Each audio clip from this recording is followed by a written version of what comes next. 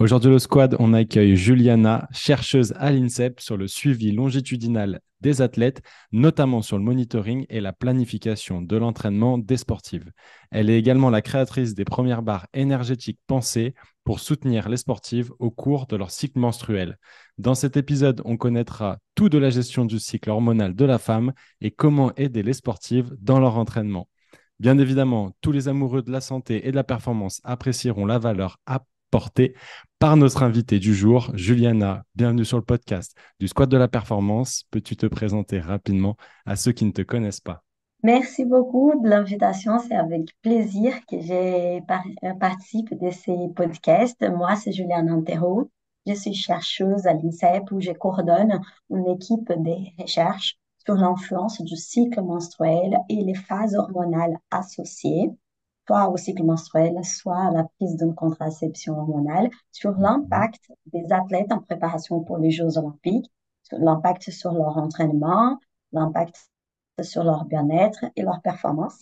Et je suis aussi créatrice des barres Think Power pensées pour les femmes sportives, pour performer dans toutes les phases de leur cycle menstruel. Et aussi du compte Instagram Think Power sportive qui vise à démocratiser toutes ces connaissances scientifiques à toutes les femmes qui s'intéressent à la pratique sportive. Ok, génial. Bah, bien évidemment, on parlera de ces barres un peu plus tard dans le podcast. J'aimerais qu'on rentre rapidement dans le vif du sujet et que tu nous expliques comment une femme peut bien suivre son cycle.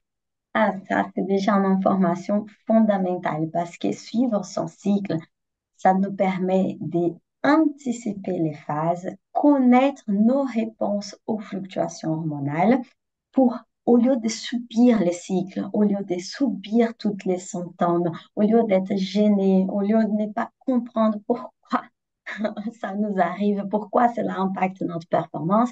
Suivre les cycles nous permet de mieux comprendre notre propre corps, notre propre physiologie et anticiper les événements. Et au lieu de subir, on peut commencer à tirer profit des fluctuations hormonales. Et donc, pour suivre les cycles, les buts, c'est vraiment de démarquer quelque part. On peut marquer sur une feuille, on peut utiliser une appli, même si quand on utilise une appli, l'idée vraiment, c'est qu'il soit un processus de réflexion, pas déléguer l'information à l'appli.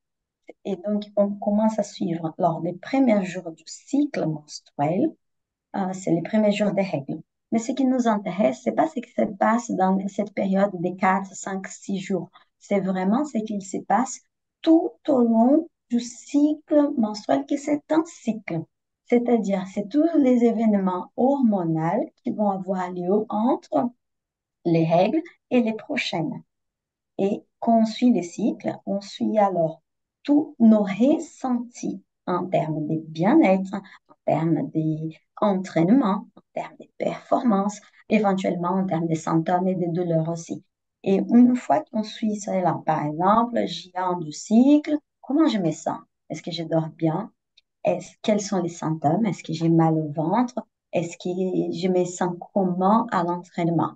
Ensuite, on fait ça pour les J2, J3, J5 jusqu'à compléter les cycles qui en général durent 25 à 35 jours. En faisant cela, on va identifier des cyclicités, des patterns, des choses qui reviennent souvent dans les mêmes phases. Et quand on comprend cela, on peut anticiper. Disons qu'on parle des choses négatives. Par exemple, l'un des symptômes principaux des sportifs, c'est la fatigue augmentée pendant la phase des règles. Donc, on sait déjà qu'il y a quelque chose qu'on ressent dans cette période. Mais cette période, c'est la période où les hormones ont chuté. Donc, on commence à comprendre notre relation avec les hormones. Donc, quand j'ai plus d'hormones, je me sens mieux. Quand j'ai moins d'hormones, je me sens peut-être fatiguée. Et là, on commence à anticiper. Donc, une semaine avant cela, qu'est-ce que je peux mettre en place pour que je ne sois pas fatiguée? Ensuite, on avance. Comment tu te sens? Est-ce que tu as plus faim? Enfant, tu réponds bien à des entraînements lourds en termes de charges, tu te sens comment? Et là, par exemple, beaucoup de femmes ressentent une augmentation de l'énergie. C'est parce qu'elles répondent bien à l'augmentation des estrogènes dans cette phase. Donc, elle pourra apprendre cela. Bon, moi, comme j'ai plus d'estrogène, je réponds bien aux entraînements des forces. Donc, on peut placer plus d'entraînement des forces dans ces moments-là. Et donc, c'est comme ça qu'on suit les cycles. On suit en fait les ressentis que nous avons au cours de chaque phase du cycle. Est-ce qu'il est important de faire un récapitulatif des phases du cycle? Tu vois, c'est intéressant que tu me poses la question parce que je pense que même pour de nombreuses femmes, c'est pas clair. Donc, je pense que ça serait intéressant quand même d'en parler de manière très brève, tant que ça soit pas trop assommant pour les auditeurs, mais je te remercie de pouvoir le faire. D'accord. Donc, juste pour expliquer, j'ai bien dit que les premiers jours du cycle, c'est les premiers jours des règles. Et donc, on a cette première phase, qui c'est la phase de menstruation. Lors de cette première phase, les hormones qui jouent un rôle avec le sport sont au plus bas. Ensuite, on rentre dans la phase pré-ovulatoire, que c'est la phase avant l'ovulation qui a lieu à peu près au milieu du cycle. Ça varie d'une femme à l'autre, mais schématiquement au milieu du cycle. Donc, c'est globalement entre les J5 du cycle jusqu'à J14, J15. Et dans cette phase, il y aura une montée des estrogènes. Les estrogènes sont des hormones, si je parle schématiquement, de façon très simplifiée, sont des hormones qui favorisent la performance. Dans quel sens? Ce sont des hormones qui vont favoriser, par exemple, la prise des masses musculaires, sont des hormones qui favorisent la puissance et sont des hormones aussi qui, quand les estrogènes montent aussi la testostérone, qui on sait que c'est une hormone qui favorise la performance. Donc, en général, et je répète bien que c'est en général parce que cela varie d'une femme à l'autre, d'où l'importance de chaque femme suivre son propre cycle. Mais en général, cette phase, les femmes se sentent plus énergétiques, avec plus de puissance et répondent très bien aux entraînements des forces. Donc, on passe à la troisième phase. Après l'ovulation, c'est la phase post-ovulatoire. Dans cette phase, il y aura une montée, les estrogènes vont chuter, mais vont remonter, et cette fois-ci, elles vont remonter avec la progestérone. Cette hormone va avoir une action à peu près inverse par rapport aux estrogènes. Donc, c'est une hormone qui, pour beaucoup de femmes, augmente la sensation de fatigue lors des entraînements intenses. Par contre, ça favorise la concentration, ça favorise l'endormissement, ça favorise la récupération. Cela dépend si on a plus de progestérone ou plus d'estrogène.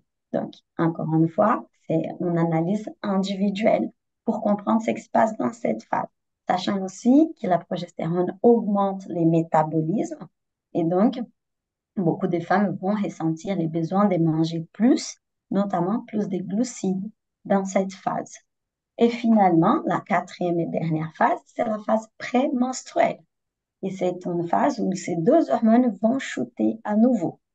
Parfois, cette chute hormonale, elle entraîne un certain nombre de symptômes qui peuvent ou pas impacter la performance. Et c'est reparti pour un nouveau cycle. Ok, parfait. On comprend bien comment ça fonctionne. Je pense que c'est plus clair pour la majorité d'entre nous. Est-ce que on peut utiliser des données peut-être très objectives, type la température, regarder tout ce qui va être glaire cervicale, etc. Ah ben, c'est parfait comme question parce que ce sont des mesures de la symptothermie, que c'est une façon d'identifier les phases fertiles et infertiles des femmes dans un but de contraception ou de conception, mais Mhm. que dans les sports, on peut transposer ça pour le sport. On n'a pas besoin d'être obsédé par ces mesures pour adapter l'entraînement, c'est pas ça, mais au début, il est important de prendre en compte ces mesures pour qu'on puisse mieux se connaître. Et une fois qu'on comprend comment on répond à chaque variation hormonale, donc dans cette première semaine du cycle, je me sens de telle façon, dans la deuxième phase du cycle, je me sens comme ça, etc. Après, ça devient plus automatique. Mais ces types de mesures, comme la prise des températures et la glaire cervicale, peuvent aider les femmes à comprendre dans quelle phase elles se situent dans les cycles. Juste pour expliquer, il y a en fait une diminution de la température basale qu'on appelle, c'est cette température du corps au repos qu'on vient de se réveiller.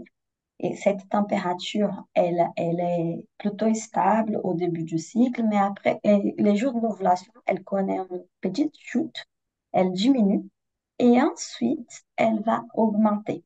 Elle augmente quand on passe l'ovulation parce que l'hormone que j'ai parlé, qui apparaît dans la phase post-ovulatoire, que c'est la progestérone, elle augmente cette température.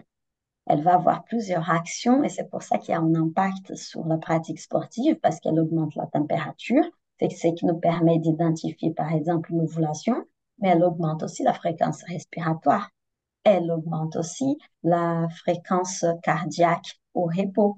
Donc, ça joue un rôle aussi sur la mesure des HRV qui font certaines sportives pour savoir si elles sont forme ou pas. Donc, ça joue un rôle. Et par rapport, et donc, nous avons la mesure de la température, mais il y a aussi la mesure de la glaire cervicale. Pour celles qui ne savent pas ou ce sont les pertes blanches qui connaissent les femmes, n'ont pas d'odeur, c'est quelque chose de physiologique.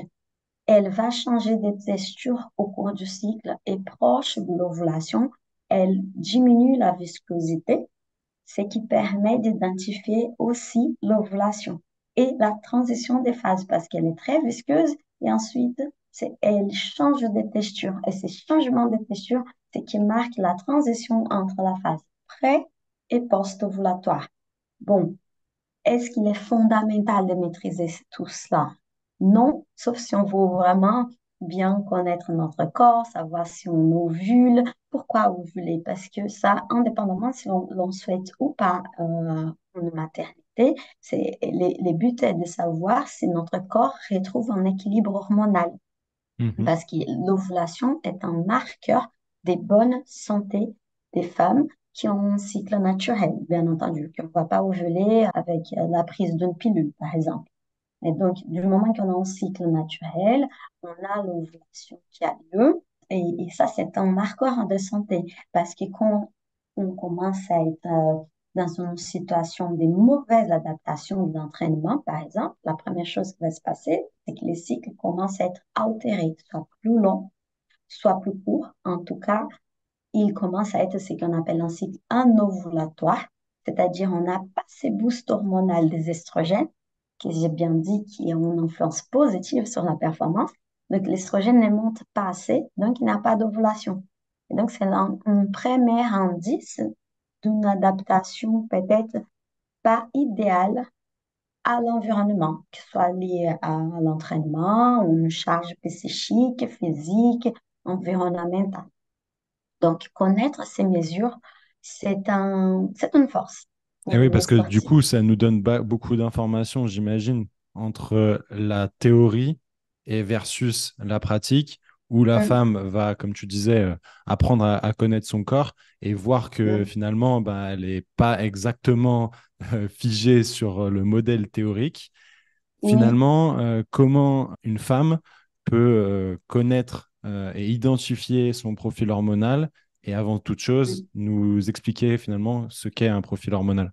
Alors, le profil hormonal, c'est la réponse, nos ressentis, tout ce que nous ressentons selon les fluctuations hormonales que nous avons ou pas. J'ai donné un exemple comment on peut suivre les cycles, justement pour comprendre comment nous plaçons dans chaque phase selon les fluctuations hormonales. Et donc, c'est là qu'il va nous donner un profil, c'est-à-dire si avant l'ovulation, j'ai reconnu une véritable montée d'énergie, augmentation de la puissance, j'ai fait des entraînements hyper intenses et je me fatigue pas assez pour ces quantités d'entraînement, c'est un profil qui répond bien à la montée d'estrogène. Si, par exemple, je suis très, très fatiguée en phase prémenstruelle, c'est un profil qui répond mal à la chute hormonale qui a lieu dans cette phase. Donc, c'est ça les profils. C'est notre réponse à ces fluctuations hormonales. Alors, il a un autre profil aussi qu'on n'a pas mentionné jusqu'à là, que ce sont celles qui concernent celles qui prennent une pilule et qui font une pause.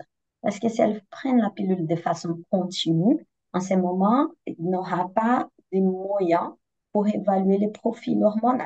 Par contre, si elle prend une pilule, elle fait, qui c'est la plus courante, c'est 21 jours de pilule, 7 jours de pause, on peut analyser notre profil des réponses à ces fluctuations hormonales. Par exemple, quand tu fais la pause, quand l'athlète elle fait la pause de la pilule, elle se sent avec plus d'énergie, plus de force. Comment ça change son appétit? Est-ce qu'elle dort mieux ou pas? Donc, sachant que pendant les 7 jours de pause, il n'y a pas d'hormones parce qu'elle arrête la pilule.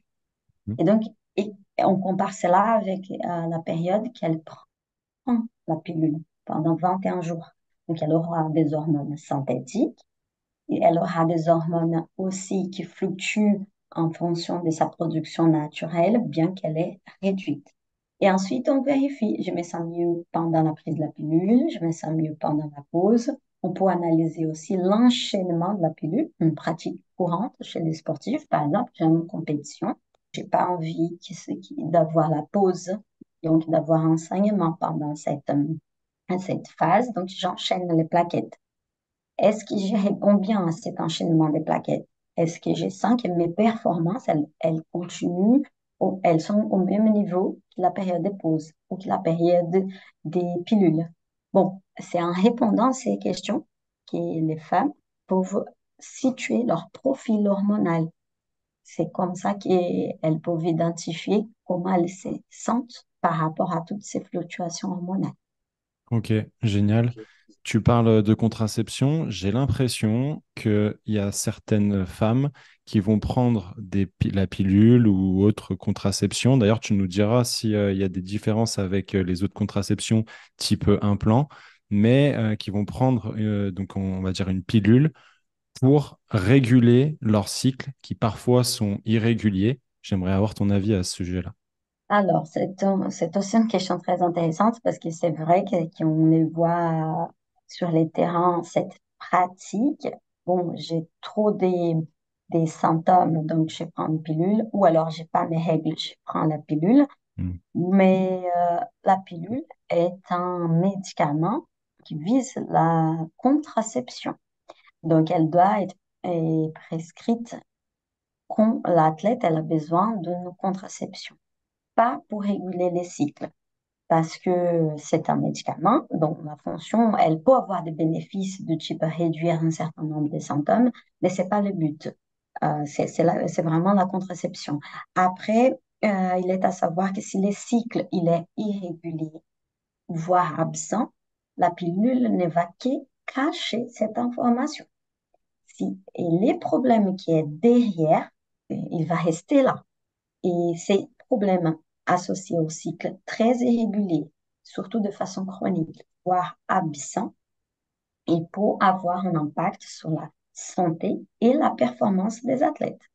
Et cet impact, il est déjà bien mesuré dans la science, donc la littérature scientifique est assez fournie pour montrer que un cycle absent, qu'on observe assez fréquemment dans le sport de haut niveau, a un impact sur la carrière de cet athlète.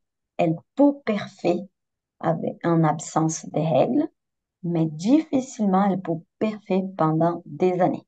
Donc on comprend bien que finalement c'est une bêtise de donner cette contraception. C'est un peu comme mettre, comme on dit en français, mettre un pansement sur une jambe de bois.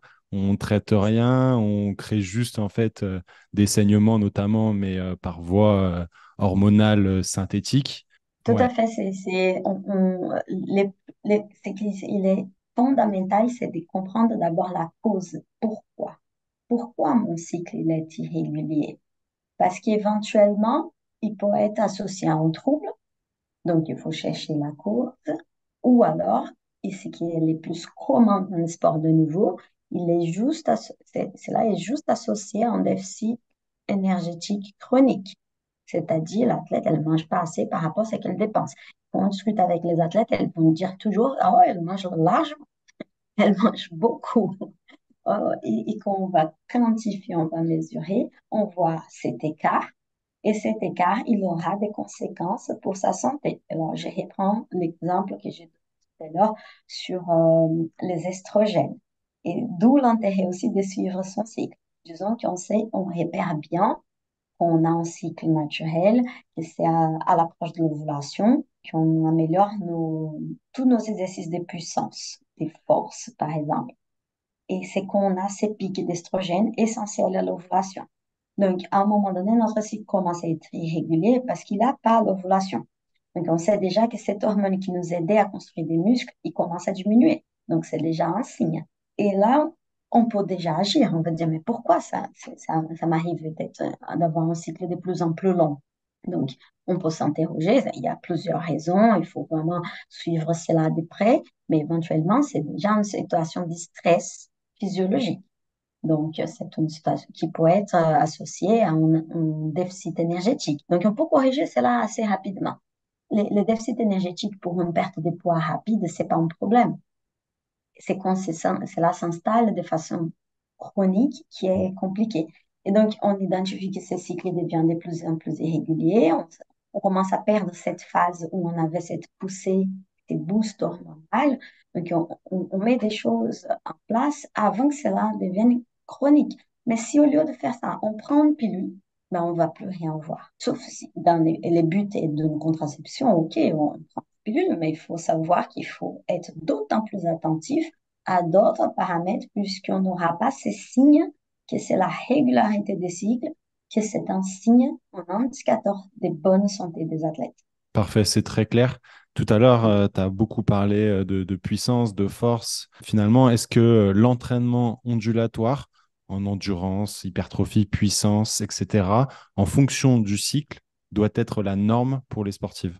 C'est une évidence que de toute façon, l'entraînement pour les sportifs de niveau, il est ondulatoire, il est cyclique.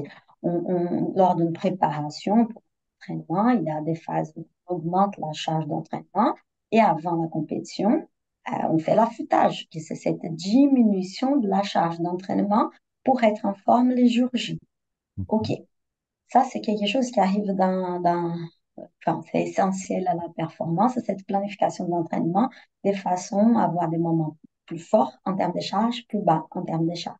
Sauf que la physiologie féminine semblerait déjà avoir sa propre cyclicité, son propre rythme, des demandes, des exigences, plus de repos, moins de repos. Donc, travailler en synergie avec cette physiologie qui est en train déjà d'imposer une cyclicité, comme c'est le cas de la physiologie, par exemple, chez l'homme ou comme chez la femme, on a une cyclicité journalière. On performe la journée qui la nuit. Et si on essaye aujourd'hui de mettre de plus en plus d'entraînement à 3 heures du matin, on ne sera pas très performant. Et ça, je n'ai pas besoin d'aller beaucoup plus loin pour expliquer. C'est cette cyclicité journalière. Si on respecte aussi la cyclicité associée aux fluctuations hormonales, qui impose aussi cette même idée, il a une fenêtre optimale pendant la journée, il a une fenêtre optimale pendant une phase du cycle, et il a une fenêtre qui demande des repos comme pendant la nuit. Donc, on peut espérer d'avoir des meilleures réponses, des réponses plus adaptées à la charge d'entraînement. Et qui dit réponse plus adaptée, dit plus de performance. Tu vois, ça me vient à l'esprit. Est-ce qu'il y a des sportives qui réfléchissent, notamment les sportives individuelles, Mm. réfléchissent à placer les compétitions, certaines compétitions, je pense par exemple à une combattante, est-ce qu'elle pourrait, par exemple, dire, bah voilà, moi, mes fenêtres de tir, ça serait à telle ou telle période. Mm. Est-ce qu'il y a déjà eu ce genre de réflexion C'est le genre de réflexion qu'on commence à voir avec certaines sportives qui nous suivons dans le cadre de notre programme de recherche de façon très individualisée. On est en train de faire les chronogrammes de certaines pour les Jeux Olympiques. OK. On essaie d'avoir ces reculs et ça, c'est fondamental. Et ça, c'est plus facile pour celles qui prennent la pilule parce que là, il Mhm. y a une manipulation déjà du cycle. Et donc, ça, c'est quelque chose qui est plus facile d'envisager aussi avec les chronogrammes. Mais les buts, c'est d'être en mesure de performer dans toutes les phases. Mhm. Parce que même si je reviens sur l'exemple de la nuit et la journée, on performe mieux la journée vis-à-vis de la nuit. Mais quand on a une compétition à l'étranger avec un décalage horaire, ce qu'on va faire, c'est se préparer pour cela. Si on arrive, on n'a pas fait de préparation pour ces décalages horaires, on arrive comme si de rien n'était, ben on va subir ces décalages horaires. C'est pareil avec les cycles. Donc, on prépare en amont, on comprend ces phases, on comprend ce qu'il a besoin d'être mis en place pour qu'on soit performante dans cette phase qui parfois, c'est pas notre meilleure phase. Et c'est ce que nous essayons de faire avec celles qui ont le cycle menstruel naturel. Donc, ma question était bien évidemment très orientée sur les sportives individuelles. Maintenant, j'imagine que les sportives en sport collectif et leurs entraîneurs doivent se dire, OK, c'est bien beau tout ça, mais finalement, nous, comment on fait dans notre sport? Quels conseils tu donnerais à ces sportives en sport collectif? C'est tout à fait ce que me disent tous les entraîneurs et les préparateurs physiques. Peut-être les préparateurs physiques un peu moins, mais la question c'est ça. Elles doivent être en mesure de performer dans toute phase du cycle parce que c'est un sport collectif, donc on peut pas. Et en plus, si on prend l'exemple du foot, elles ont des matchs presque toutes les semaines. Mm. Donc là, c'est encore plus important d'avoir un cycle bien équilibré. Et pour cela, d'abord, il faut identifier quels sont les problèmes à corriger pour qu'elles soient en mesure d'enchaîner des matchs toutes les semaines. Ça, c'est les premiers points. Mais une fois qu'on a identifié, par exemple, les fenêtres optimales et tout ça, si l'on sait que, disons, elle est dans sa fenêtre optimale, mais pour une raison ou d'autre, elle rentre pas dans ces matchs-là. Elle n'a pas joué. Après, elle était encore blessée. Donc, elle va rater pendant cette fenêtre-là optimale. Et elle peut pas ne pas s'entraîner au max de sa forme. Donc, si elle rentre pas en match, on doit faire en sorte que le lendemain, elle va tout donner à l'entraînement parce qu'elle est dans cette fenêtre-là. Donc, il faut assurer d'avoir charge qui attend, qui approche qui est au plus près de son max parce que sinon, elle risque de passer tout un mois où elle n'arrive pas vraiment à atteindre son max à l'entraînement, je parle. Hein. Et donc, c'est ces types de manipulations, change que l'on peut faire pour optimiser la performance. À l'inverse, si on sait que là, il y a un match important, l'athlète, elle va entrer pour jouer, mais ça tombe dans sa fenêtre de récupération. Donc, c'est qu'on fait souvent pour les matchs du foot, la veille, l'entraînement, il est très léger, c'est on joue des ballons et tout ça, mais c'est qu'on peut penser que c'est les 48 heures avant aussi, on diminue sa charge. En fait, c'est l'affûtage avant les matchs, elle doit être encore plus importante pour assurer sa récupération parce qu'elle aura un rythme de récupération plus long. Donc, c'est ce type de choses qu'on peut faire pour un sport collectif. Et de toute façon, c'est des choses que les entraîneurs sont habitués. On sait qu'il y a des athlètes. C'est pas toutes les joueuses qui vont rentrer en match les dimanches. Donc, certaines vont s'entraîner plus les lundis pour avoir les mêmes raisonnements, sauf que cette fois-ci, en incluant les cycles. Et après, pour la préparation physique, c'est à la salle, donc de toute façon, c'est individuel parce qu'on place plus d'entraînement selon si on a besoin que l'athlète ait plus de force ou plus de vitesse Mhm. ou prendre plus de muscles ou perdre des masses grasses. Je sais pas, de toute façon, c'est déjà individualisé en fonction aussi des éventuelles blessures. Donc, à ce moment, on individualise pour les cycles aussi. Ok, génial. Donc, sur un axe de performance, c'est très clair. Forcément, moi, je réfléchis aussi d'un point de vue risque de blessure. Je sais que la science est beaucoup aussi sur ce sujet-là, mais j'ai l'impression, dis-moi si je me trompe, mais des dernières études qui sont sorties, c'est pas encore très clair. Est-ce que toi, tu as des dernières études ou des dernières avancées que tu as à nous dévoiler? Parce que la blessure, elle est multifactorielle. Tout comme la performance, elle est multifactorielle, ça dépend de Mhm. plusieurs facteurs. Et c'est peut-être pour ça qu'il est difficile aujourd'hui d'identifier des relations, des causalités entre cycle menstruel et blessure. C'est que nous savons par contre que c'est simple, une athlète qui est plus fatiguée, elle est plus à risque des blessures. Mhm. Une athlète qui est donc dans sa phase de récupération, pour la majorité des athlètes, ça tombe dans la période des menstruations, soit 12 jours avant les règles et les 3 premiers jours des règles. Donc, nous avons à peu près 5 jours où elles sont peut-être plus fatiguées. On sait qu'elles sont alors plus à risque des blessures si elles vont faire l'entraînement toujours à la même intensité. On sait aussi que c'est une période qu'il a une libération des prostaglandines et que c'est ça qui entraîne les douleurs des règles, que c'est inflammatoire. Donc, si en plus nous avons des lésions, des petits bobos, des blessures musculosquelettiques, nous avons vu dans nos études qu'elles vont ressentir plus des douleurs déjà. Donc, si elles ont, par exemple, mal au dos, mal au ischio-jambier, pendant les règles, elles vont sentir encore plus. Et si on force là, ça va augmenter les risques de blessures. Un autre point important, on sait aussi que les athlètes auront des phases où elles vont courir plus vite, elles vont Mhm. accélérer plus, elles vont être plus puissantes. Mais si on n'explore pas complètement cette phase où elles sont plus puissantes, et donc on passe par exemple les 3 derniers mois où elles sont passées par cette phase, c'était pas là où l'entraînement exigeait le plus de ces athlètes. Donc d'une certaine façon, elles sont pendant ces 3 derniers mois, c'est comme si elles n'avaient pas entraîné au max. Donc, elles vont arriver dans cette phase, elles vont mettre de la vitesse, elles vont s'exposer à plus d'accélération sans pour autant être tout à fait préparées pour cela.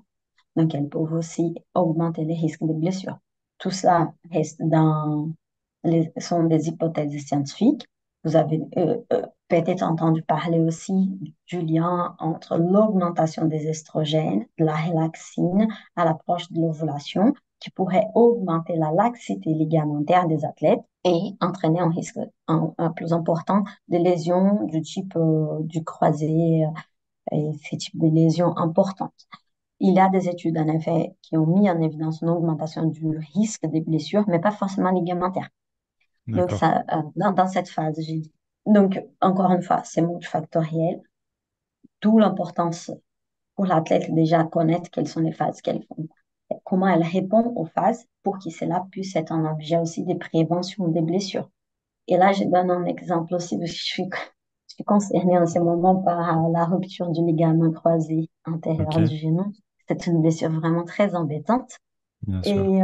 Et, et je peux en parler d'un point de vue personnel, mais c'est quelque chose que nous avons remarqué avec d'autres athlètes, notamment avec cette même blessure. C'est aussi que les phases du cycle, on les ressent énormément dans ce type de lésions longues, parce que D'accord. nos phases de récupération, c'est là où on remarque plus d'édème, plus d'inflammation. C'est comme si on faisait un petit pas en arrière dans la récupération qu'on sait qu'il n'est pas linéaire. De toute façon, la réathlétisation, la réhabilitation, elle n'est pas linéaire, elle a des hauts et des bas, et on les ressent aussi avec les cycles. Donc, en ce moment, placer énormément de séances de kiné ou des réathlétisations dans la phase plus inflammatoire du cycle n'est pas aussi intéressant. C'est contre-productif. Eh ouais, non, mais c'est super que tu nous parles de tout ça. Déjà, tes réponses étaient très claires et très pragmatiques. On comprend bien l'ensemble de ta réponse et que finalement, la réponse véritable va être dans le monitoring de l'athlète, dans ses ressentis, etc., ce qui va nous donner une Mhm. indication précise, notamment bah, elle, si elle fait un peu du journaling, ou ben, Oui, les coachs et préparateurs physiques vont faire des wellness pour avoir des informations qui seront finalement beaucoup plus précis par rapport à l'athlète en question. oui, Concernant finalement bah, une athlète, qu'elle soit saine ou blessée, donc on va dire que ça touche davantage le préparateur physique ou le kiné pour schématiser. Est-ce que selon toi, les sportives devraient communiquer leur cycle ou en tout cas leur journaling pour qu'il y ait une réelle correspondance au niveau des séances? je pense que il est fondamental de communiquer, mais du moment que la personne avec laquelle on communique, elle sait quoi faire avec cette information. Ouais, Concrètement, il n'y a pas de raison pour un athlète pour dévoiler toutes ces observations-là si derrière l'entraîneur, il ne va pas prendre en compte, les préparateurs physiques non plus, les kinés non plus. Et donc, et je sais qu'il est difficile de prendre ça en compte parce qu'il manque encore beaucoup d'études, beaucoup de recherches, beaucoup d'informations. Et c'est très peu de professionnels sont formés sur ces questions et sont en mesure de prendre en compte ces spécificités des sportifs. Mais une fois que les sportifs vont s'identifier Et quand je reviens juste sur les journalings, parce qu'on a des fluctuations liées aux événements de la journée, hein. Par exemple, ah, Mhm. aujourd'hui, mes voisins ont fait la fête, j'ai pas bien dormi, donc je suis plus Exact. fatiguée à l'entraînement. OK. Mais ce qui nous intéresse, ce sont ces fluctuations, ces cyclicités qui sont associées au cycle. Pourquoi? Parce que ça montre une association avec les hormones. Et donc, c'est ça qu'une fois on comprend les patterns de ces hormones, tout comme la mélatonine va venir au début de la soirée pour nous permettre de mieux dormir, pour faire la Mhm. récupération, c'est la même idée. Donc, une fois qu'on comprend, c'est pas associé à une mauvaise nuit de sommeil en raison de mes voisins ou parce que je suis énervée, je sais pas. C'est vraiment quelque chose qui est lié aux hormones. Parce que c'est là où on peut agir en termes de planification d'entraînement et de la santé. Et une fois que ça s'est compris et l'échange est fait avec le professionnel, cela peut permettre une meilleure prise en charge des sportifs. Trop cool. Trop cool. J'espère Pour que du vous coup, donner ça un exemple sera. très concret, hein, là, je Ouais. suis en pleine prise en charge là, pour mes croisés. Ce que j'ai fait, j'ai pas placé et je recommande dans mon compte Instagram, je recommande aussi. C'est la même idée de planification de l'entraînement pour l'optimisation de la perf, mais pour l'optimisation des retours à la performance après blessure, c'est Mhm. déplacer plus des séances, tout simplement. C'est plus des séances des kinés dans ma phase optimale. Mon kiné, il n'est pas forcément au courant, mais je vais plus souvent, donc 5 séances par semaine, quand je suis dans ma phase optimale, contre 3 quand je suis dans ma phase de récupération. Ok. Bah, moi, je trouve ça hyper pertinent. Et ça, tu l'as pas forcément communiqué avec le kiné qui te suit? Alors, enfin, si, j'ai un peu communiqué comment j'ai fait pour caler mes rendez-vous, mais sans pour autant entrer trop dans les détails. Mais je suis plus un sportif de niveau, c'est juste pour les plaisirs. Les sports pour moi, c'est juste pour les plaisirs. Donc, j'ai pas non plus une contrainte des temps pour optimiser à tout prix parce que j'ai envie de participer à une compétition. C'est pas ça. Mais pour une sportive dont le sport, c'est son objectif, là, je trouve que c'est fondamental. Ouais. Oui, mais finalement, une sportive de haut niveau, dans tous les cas, si elle est en club, en fédération, elle risque d'avoir des séances quotidiennes, voire biquotidiennes. Mais Oui. justement, dans l'ondulation de l'intensité, du volume, et justement, bah, est-ce qu'on place une ou deux séances, voire trois Mm. séances même parfois, à une sportive, bah, en fait, ça peut être hyper pertinent, je trouve, d'avoir ce genre d'informations que moi, finalement, je me doutais qu'il y avait des choses à faire à ce sujet-là, mais comment le faire? Bah, finalement, avec tes réponses, c'est beaucoup plus clair. Oui, j'ai eu l'occasion d'intervenir en club des foot a demandé mon intervention auprès d'une joueuse internationale qui a fait elle a eu aussi une lésion du croisé. Et ils ont compris qu'il y avait, enfin, ils m'ont appelé parce que pendant sa période de règles, en fait, son genou il gonflait beaucoup et surtout, il diminuait la mobilité, la force, et donc c'est comme si elle avait fait 3 pas en arrière. Et après, les règles, ça s'améliorait. Donc, c'était pour savoir comment on pouvait prendre cela en charge. Et c'est justement l'approche que j'ai suggérée. Ça ne sert à rien de mettre ça juste parce qu'elle est internationale et elle souhaite revenir au plus vite, de mettre tant de séances de kiné pendant cette phase, ça va gonfler son genou, ça va être contre-productif. Donc, ce que j'ai préconisé, c'est une déload, une diminution vraiment de la charge de kiné Mhm. pour les coups et des préparations physiques. On se l'a dit pour les hauts du corps, elle peut faire, hein, il n'y a pas des problèmes, mais pour les genoux, on augmente les repos des membres inférieurs et on réaugmente après en plus des stratégies nutritionnelles en s'appuyant sur des aliments anti-inflammatoires, justement parce que dans cette phase du cycle, elle aura plus besoin. Donc, ce sont des stratégies qu'on peut mettre en place, en effet, pour les sportifs de niveau. Ok, trop cool. Finalement, je trouve que d'avoir ces informations, ça permet de dédramatiser la situation et que ça soit assez rassurant déjà d'une part pour la sportive de se dire, ok, bah, je fais quelques pas en arrière, mais parce qu'il y a une raison hormonale. et également Mhm. pour le staff médical notamment, de se dire, bon, bah voilà, on est dans une phase qui est, on va dire, pas optimale. On fait un peu le dos rond, on travaille sur ce qu'on peut travailler, et quand ça sera beaucoup plus optimal, de pouvoir travailler sur les axes qu'on a pour objectif. J'allais juste ajouter un exemple concret aussi. Par exemple, on arrive à 2 jours, un jour avant les règles. C'est pas là qu'on va essayer des nouveaux exercices du type, on n'avait pas encore commencé à faire de la pliométrie, disons. On va commencer dans cette phase. Ah, ben, ça, c'est une erreur. Il vaut mieux attendre la phase optimale pour faire les progressions des exercices. Dans le cas de la réhabilitation, je parle. Donc là, on attend, ça passe les règles pour elle en discutant avec elle, on a identifié que c'était la phase après les règles. Donc, c'est là qu'on va commencer les nouveaux exercices. Donc, on ajoute la pliométrie, on commence à courir, ou c'est là qu'elle va faire sa première entrée en match. Hmm. Ça, c'est prendre ça en compte pour diminuer les risques des rechutes. Super. Tout à l'heure, tu as parlé de perte de masse grasse et je crois Mhm. savoir que tu conseilles d'accentuer cette perte de poids pendant finalement cette phase préovulatoire du cycle, car selon toi, ça serait beaucoup plus difficile en phase post-ovulatoire. Peux-tu nous expliquer pour quelles raisons? Encore une fois, cela dépend des ressentis du profil hormonal de chaque femme, Mhm. mais la progestérone, que c'est cette hormone qui va monter en phase post-ovulatoire, elle augmente le métabolisme. Et en augmentant le métabolisme, elle dépense un peu plus d'énergie. Donc, naturellement, on va avoir déjà plus faim. Donc, ça, on a un peu plus faim. Donc, si c'est dans cette phase qu'on va faire la restriction calorique, ça va être une bataille, mais surtout, quand ces deux hormones vont shooter, il va avoir un rôle aussi sur la sérotonine, donc cette sensation des plaisirs et tout ça, et sur les émotions. Et quand ces hormones vont chuter, ça crée aussi cette envie de manger émotionnelle, et beaucoup des femmes vont se reconnaître là-dessus, mais cette envie de manger du sucre et de manger du gras et de manger du chocolat avant les règles. Mais ça, c'est parce que cette chute des hormones on s'éroule sur la sérotonine, donc on prend tout ça dans cette phase post-ovulatoire. C'est pas la phase la plus simple pour perdre du poids.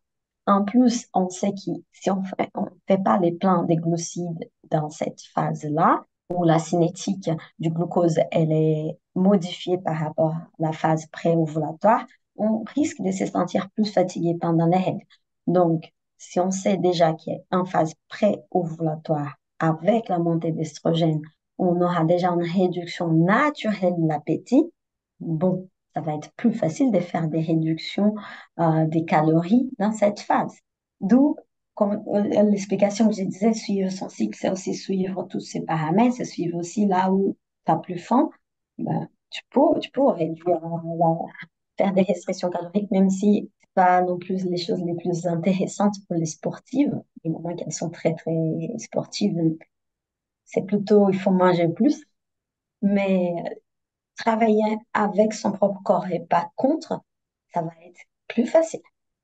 Ouais, je crois aussi. Et ça me refait penser finalement à cette combattante qui pourrait avoir une réflexion dans son cutting d'utiliser cette phase préovulatoire finalement.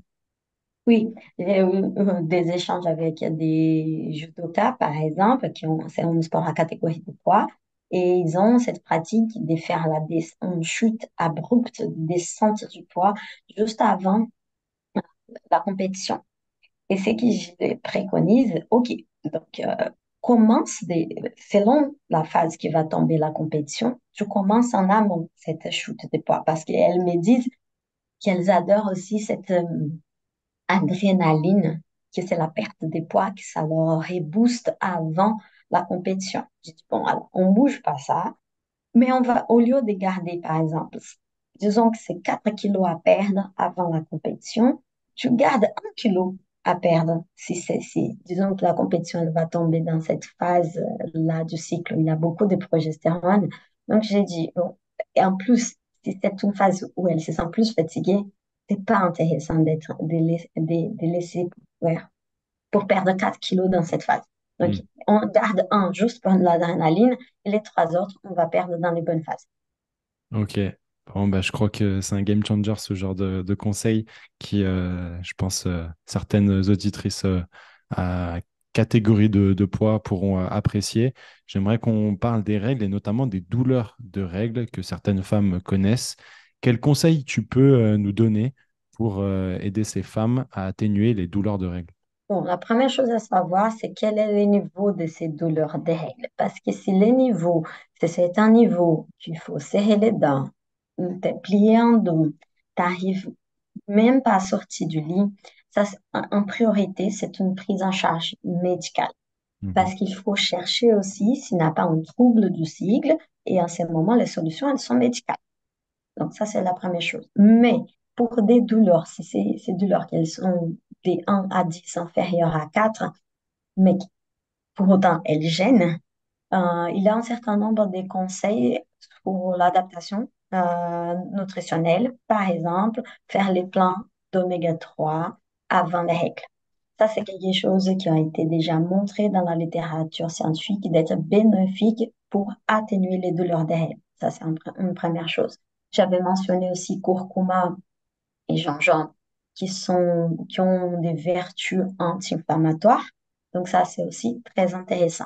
Après, on a d'autres stratégies qui sont plus ou moins adaptables selon la pratique de chaque femme, mais les bouillottes avec la chaleur, elles soulagent dans l'immédiat. Ça, c'est difficile de faire à l'entraînement. Elles sont à la maison, ça va soulager. On bouillotte, 20 minutes de chaleur, ça soulage. Mais si c'est une sportive de niveau, elle a accès à la cryothérapie d'immersion corps entier, un bain froid, très froid avant les règles aussi. Ça permet aussi, selon des nouvelles études, des études récentes, d'atténuer les douleurs pendant les règles. Après, il y a d'autres stratégies à mettre en place, mais en termes nutritionnels aussi, en ce qui concerne la fatigue qui vient pendant les règles, il y a aussi des stratégies, etc. Donc, vraiment, l'importance d'identifier quels sont les symptômes les plus fréquents pour cibler une stratégie, parce qu'on ne peut pas commencer par toutes les stratégies, mais cibler les stratégies. Donc, pour les douleurs, enfin, il a l'oméga 3, il a aussi les magnésiums, les calciums, tout ça avant les règles. Ok, génial. Du coup, j'aimerais qu'on discute de ce dont j'ai parlé pendant la présentation, de cette démarche entrepreneuriale que tu as eue avec ces bars que tu as mis dans le commerce. Est-ce que tu peux nous parler de ces bars, comment elles peuvent aider les sportives? Oui, bon, déjà pour les contextes pour ces barres-là, il est important de mentionner que la majorité de la recherche scientifique sur les sports, elle est concentrée chez l'homme. Donc, les préconisations que nous avons en termes de planification de l'entraînement comme nutrition, elles sont basées sur la physiologie masculine.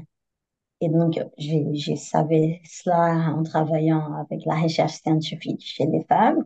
Et il y a beaucoup d'études qui font des préconisations en termes de macronutriments ou micronutriments, ce qui serait intéressant pour les femmes en prenant en compte leur cycle menstruel, etc. Et je me suis rendu compte qu'il n'y avait rien dans le marché qui avait été créé en pensant avant sur la physiologie féminine. Et c'est comme ça, et en pensant quels étaient les problèmes les plus fréquents des femmes sportives, c'est la fatigue. C'est plutôt la fatigue pendant les règles qui leur embête le plus. Et on sait que entre 15 et 35% des sportives ont une carence en fer. Et il y en a encore plus de sportifs qui n'ont pas de carences en fer, mais pendant la menstruation, elles vont perdre du fer. Ben, et avec cette perte de fer, elles vont se sentir encore plus fatiguées. Donc, je me suis dit que je pouvais créer quelque chose que je sais que les sportifs consomment, même si, soyons clairs, il est toujours mieux de consommer des produits naturels, de manger une pomme, par exemple, que manger une barre. D'accord? Mais ce sont des choses qui sont pratiques dans la vie réelle, dans le quotidien, qu'on peut Mhm. mettre dans la poche et manger. Et donc, j'ai voulu faire quelque chose qui répondait à ces besoins-là des femmes pendant les règles. Qu'est-ce qu'elles ressentent? La fatigue. Et en raison surtout de cette carence ou de cette diminution du fer qu'on perd en plus pendant la menstruation. Et donc, j'ai créé des barres riches en fer, mais il fallait que ce soit en fer facilement assimilable, notamment pour celles qui sont végétariennes. Donc, c'est pour ça que les barres sont aussi véganes, parce que c'est pas facile d'assimiler les fers qui est des végétaux. Donc, on a mis du fer facilement assimilable. On a associé la vitamine C pour contrer la fatigue et pour améliorer l'assimilation du fer. Et la Mhm. caféine pour les goûts naturels, bah, pour permettre aussi, parce qu'il y a des études montrant que la caféine favorise la performance. Et donc, tout ça pour être une barre qui fonctionne avant l'entraînement. Si c'est un entraînement long, ça peut fonctionner aussi pendant l'entraînement ou comme en cas. Mais l'idée, avant tout, c'était de créer quelque chose qui s'est fait vraiment, qui est fait pour les sportifs. Ok, parfait. Combien de temps ça t'a pris entre l'idée de créer ça et la commercialisation de ces bars? Moi, je pense que ça a pris 1 an et demi, oh, non, presque 2 ans même. Mais avant, ce que j'ai fait, c'était de proposer à des industriels à créer ça. J'ai dit, ben, ça serait tellement bien d'avoir des choses qui ont été pensées pour les femmes, mais on m'a pas trop écouté. Et du coup, j'ai dit, bon, c'est comme ça, je vais faire moi-même. On n'est jamais mieux servi que par soi-même. Ouais, c'était ça. Et comme j'étais sportive de niveau avant et j'ai beaucoup subi mon cycle, je me suis dit que c'est quelque chose que j'aurais adoré avoir quand j'étais sportive de niveau. Et du coup, j'ai créé ces bars. Ok, trop bien. T'as été sportif dans quelle discipline? Un gymnastique aérobique. Trop cool. Mais je trouve intéressant que finalement ça vienne d'une problématique antérieure. J'ai eu sur le podcast Kaidi Miyaro avec sa collègue Stéphanie qui sont venus au sujet des fuites urinaires. Et elle aussi, elle a été sportive de haut niveau dans le handball et elle expliquait que ben elle a eu des problématiques avant d'être kiné et ostéo liées à ces fuites urinaires et puis d'autres problématiques de santé liées à la sportive. Et finalement, elle s'est dit, mais je dois pas être la seule à avoir ces problématiques. Et donc, du coup, il y a beaucoup de recherches de leur part sur ces problématiques de fuite urinaire. Donc, on comprend bien l'idée que tu as eue derrière tout ça. Pour terminer, on va partir sur la dernière partie du podcast. J'aimerais que tu nous dises comment tu vois l'évolution de la prise en charge des sportives d'ici une dizaine d'années. Je pense que toute cette adaptation de la charge d'entraînement en fonction des fluctuations hormonales peut être une voie d'optimisation de l'entraînement et, des, d'a- et pour diminuer les risques des blessures. Je pense vraiment qu'il y aura plus de connaissances là-dessus parce que, comme j'ai dit, il manque énormément de recherches chez les femmes. Donc, on peut espérer avoir plus de progrès dans les domaines de la science du sport féminin tout simplement parce qu'on a moins d'étudiés, donc on a plus de choses à découvrir. Et je pense que l'amélioration de la prise en charge va passer par une meilleure connaissance de l'impact des fluctuations hormonales sur leur entraînement et bien-être. Trop cool. On peut compter sur toi, j'imagine. Tu es à combien d'études là publiées depuis le début de ta carrière? Ah, depuis le début, hein, et je ne sais plus. Et donc, je sais pas, une quarantaine. Mais Ok. pour ces sujets-là du cycle menstruel, il commence à avoir certaines études et j'ai participé aussi à la rédaction d'un papier important pour le Comité olympique international sur les paramètres de santé des femmes sportives. Et donc, j'ai collaboré avec ces travaux-là qui font des recommandations à prendre en compte pour prendre en charge les sportives femmes et aussi pour l'UEFA. Nous sommes en train de travailler sur tous les paramètres à prendre en compte sur les cycles menstruels des sportifs. Je me dis que avec tout ce que tu viens de nous dire, et on peut voir loin finalement d'ici une dizaine d'années et même plus tard.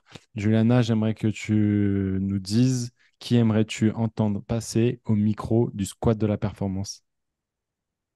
J'ai plusieurs sportifs que j'aurais aimé voir passer, que je connais du haut niveau, mais je dirais par exemple Shirin Boukli du Mhm. judo, Marie Patouillet du paracyclisme, Violaine Arnaud de l'aviron, Mathilde Gros du cyclisme.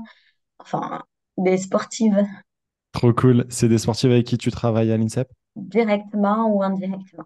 Eh ben écoute, merci beaucoup pour toutes ces recos. Je les contacterai avec grand plaisir. Juliana, je te laisse le mot de la fin. Ouais, sportive, appropriez-vous de votre propre corps. C'est puissant. C'est très clair. Je pense que ça pourrait même être le titre du podcast. Merci beaucoup, Juliana, pour toutes ces informations. Comme je vous l'ai dit jusqu'à présent, je vous renvoie aux épisodes sur les athlètes féminines qu'on a pu faire avec Katie et Stéphanie, celui aussi avec Tom Follin, avec les handballeuses Alice et encore Maxence Piolet dans le football. Je vous mettrai bien évidemment tout ça en lien dans la description. Tant que j'ai votre attention, je vous rappelle de bien évidemment noter l'épisode si ça vous a plu et de laisser un commentaire pour nous soutenir et bien évidemment de vous abonner au Squad de la Performance sur YouTube et l'ensemble des plateformes de podcast. Nous, on se retrouve mercredi prochain, 18h. D'ici là, je vous souhaite de prendre un maximum de plaisir dans votre sport. Force!